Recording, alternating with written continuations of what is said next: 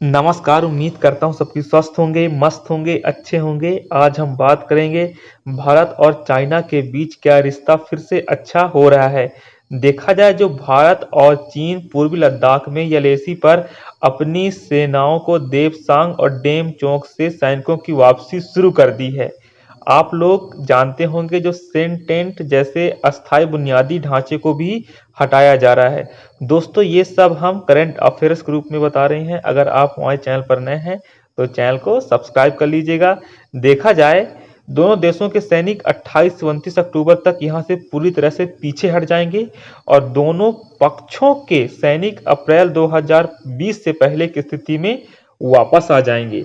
आप तो जानते हैं उन क्षेत्रों में गश्त करेंगे और साथ में जहां अप्रैल 2020 तक गश्त की थी। नए समझौते केवल देपसांग और डेमचांग के लिए लागू होंगे, अन्य स्थानों के लिए नहीं होंगे। जो ये डील हुई है, ये डील डेमसोंग और डेमचोक और डेमसोंग के लिए हुई है, बाकी अन्य स्थानों के लिए नहीं हुई है। साथ में जो सैन्य सूत्र हैं, सैन्य सूत्रों का मानना है, जो एक्सपर्ट हैं, भारत और चीन के जो सैनिक हैं 28 से 29 अक्टूबर तक डेमचोक और देपसांग से पूरी तरह से पीछे हट जाएंगे और जो डिसाइंजमेंट के बाद ग्राउंड कमांडरों की बैठकें होंगी। जो डिसाइंजमेंट के बाद जो ग्राउंड कमांडर होते हैं उनकी बैठकें होंगी और इसमें निर्णय लिया जाएगा कि गश्त के दौरान किसी भी तरह की गलतफहमी ना हो, किसी भी तरह की गलतफहमी ना हो।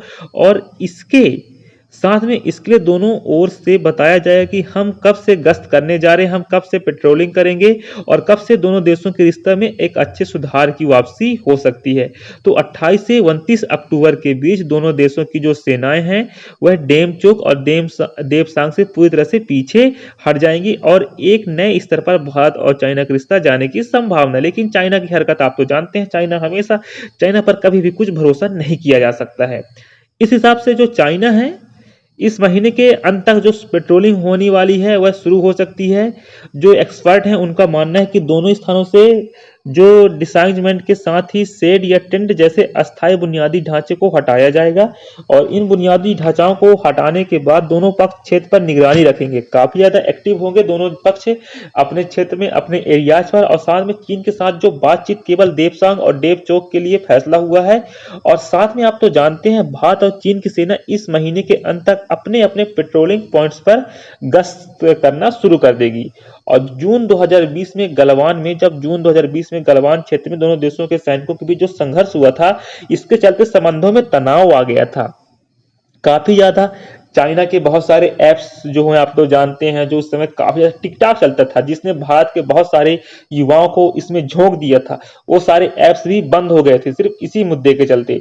तो आप तो जानते हैं कैसे कैसे चीजें होती रहती हैं। तो इस हिसाब से चाइना पर कोई भरोसा नहीं किया जा सकता। इस बफर जोन पर उन पर सहमति बाकी है। देखा जाए जो गलवांग और पेंगोंग के उत्तरी किनारे, कैलाश रेंज और गोगरा हॉट स्प्रिंग एरिया में जो बफर जोन है उन पर सहमति बाकी है। जो डिसाइंजमेंट के बाद इन 4 जगहों पर बफर जोन बनाए गए थे। आप तो जानते हैं जो गलवान पेंगोंग के उत्तरी किनारे, कैलाश रेंज और गोगरा हॉट स्प्रिंग एरिया में बफर जोन बनाए गए थे और साथ में 3 से 10 किलोमीटर तक के हैं और इनमें कोई पेट्रोलिंग नहीं कर सकता है।